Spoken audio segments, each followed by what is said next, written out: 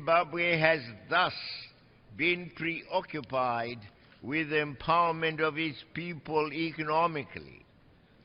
She has become a victim of the evil machinations of Western countries, namely the United States of America and the European Union, who continue to apply unilateral and illegal sanctions as a foreign policy tool to achieve short-term political objectives, particularly regime change. Mr. President, regime change is a diabolical, illegal policy of interference in the domestic affairs of my country, and no good can come from undermining our economy or depriving our citizens of the necessities of life. Why, I ask, should Zimbabweans continue to suffer under the American and European yoke of unjustified and unwarranted illegal sanctions?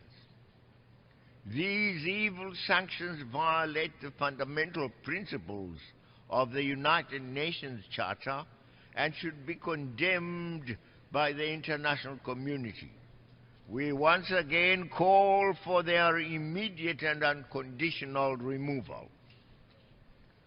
We are a peaceful and a peace-loving nation, ready to engage in constructive dialogue for mutually beneficial relations.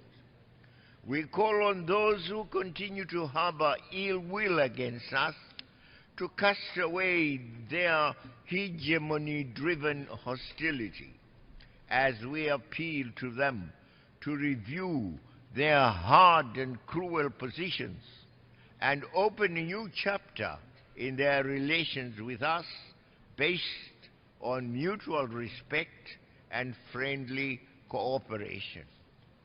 Mr. President, to support the implementation of the post-2015 development agenda, we call for expeditious reform of the Bretton Woods institutions, particularly their governance structures.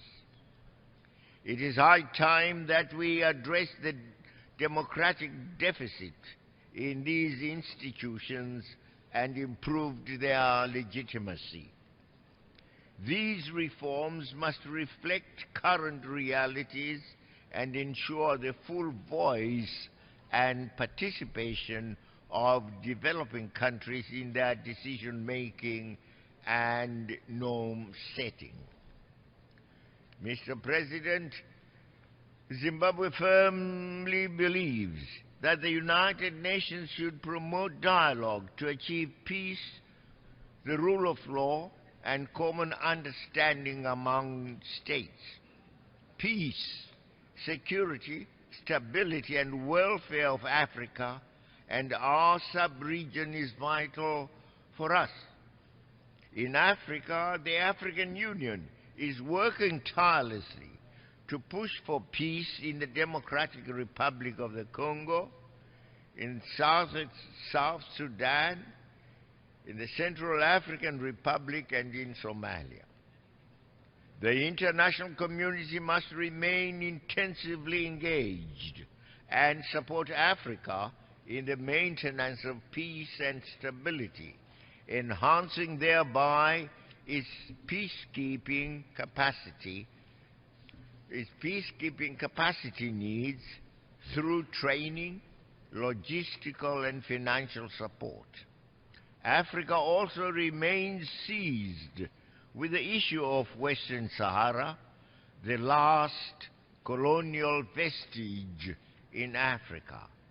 The United Nations should not shake off its responsibility to ensure the achievement of self-determination by the people of Western Sahara. Mr. President, we continue to witness the suffering and persecution of the people of Palestine at the hands of Israel. We have witnessed the callous murder of women and children in shelters where they seek refuge from Israel's bombs. We have witnessed the brutal and random destruction of infrastructure in the Gaza Strip. And while these heinous acts were being perpetrated by Israel, the so-called civilized world maintained a deafening silence. And we ask why?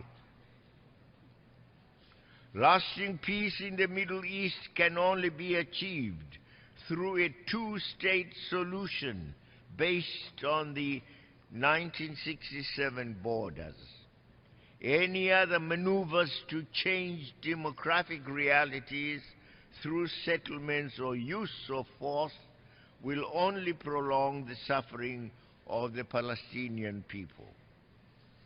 Mr. President, in conclusion, as we move forward, it is important to muster the necessary political will to create a development-oriented international environment that hastens the eradication of poverty and enhances the correct management of our natural resources for economic and social development under renewed, real global partnership. I thank you.